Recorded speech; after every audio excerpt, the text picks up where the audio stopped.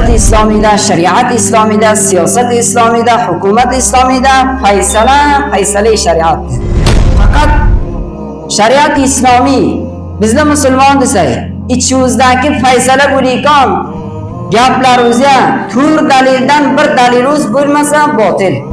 Ikkilanchisi marji va mastar hukm va faysala dar qiyodat islomiy.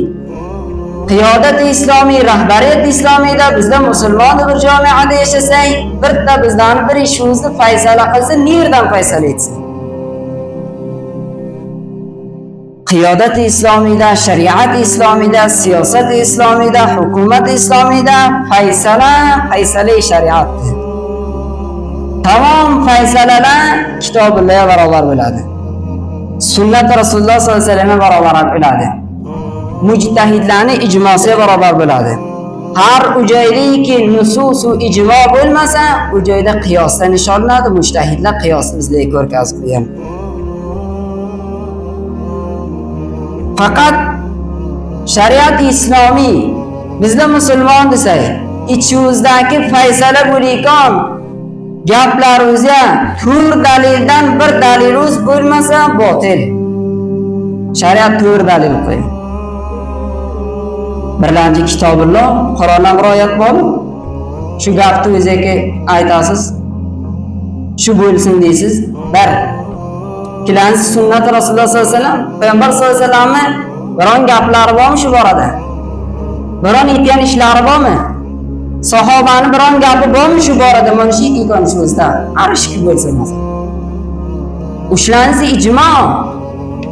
Ulamolar, mujtahidlar shu masalaga ijmo qilyapti. To'rtinchisi qiyos. Biron joyda qiyosda shu gap bormi? Mana shu to'ravdan birtasidan dalilimiz bo'lmasa, shundan tashqari bo'lsa, u botildan. Bizda bu to'ravdan dalil ham topa olmaymiz, shunga muvofiq bir olimdan so'raymiz, shundaymi? Sahih.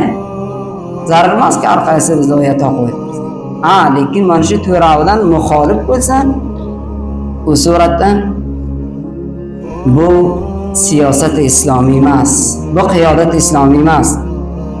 Ammo lekin siyosatdagi demokratik bu mardimni faysalasini o'ziga qo'yadi. Ya'ni u faysalalar u qonunliki fusoq u fujjor, fosiq u fojir, johil u shunday nafarlarni yonidan tayin bo'lgan o'shalarni hukmini joriy etcha bo'ladi. Darholiki ular dindan ham xabar yo'q, Qur'ondan ham xabar yo'q, sunnatdan ham xabar yo'q. Ana o'shalarni ra'ylarini mu'tabar bo'ladi. O'shalarni mashvaralarini mu'tabar bo'ladi. Demokratik shunday.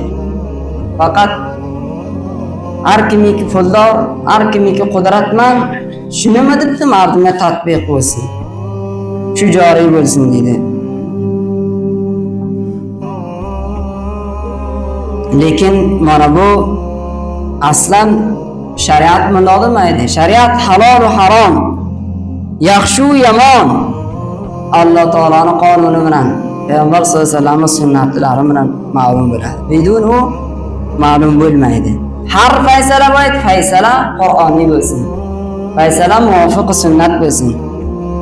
Agar faysala muvofiq sunnat bo'lmasa, bu yerda aytibdiki, har kim muvofiq sunnat faysala qilmasa, inkor etsa, bu mana shunga Qur'onga yemishini boshqa zot kofir. Inkor etsa yoki Qur'on bir faysalani qilan, bizlar bir faysalani qilamiz. Aytsayki, Qur'onning faysalasini eshitgandan sonra aytadiki, mana shu ma'no qilgan faysala shu Qur'onning qilgan faysalasidan behtar dedi kofir. Oyat mana har kim tarjimasini biladi. Va man lam yahkum bima anzalalloh fa ulaika humul kafirun. Bir nafariki Alloh taolo nozil qilgan zot bilan hukm qilmasa, pas o'shalar kofirladi. Inam Alloh taolo aytadi: "Va man lam yahkum bima anzalalloh fa ulaika humul zolimun, fa ulaika humul fasiqun." Alloh taolo hukm qilgan zot bilan hukm qilmasa, o'shalar zolimdir, o'shalar fosiqdir.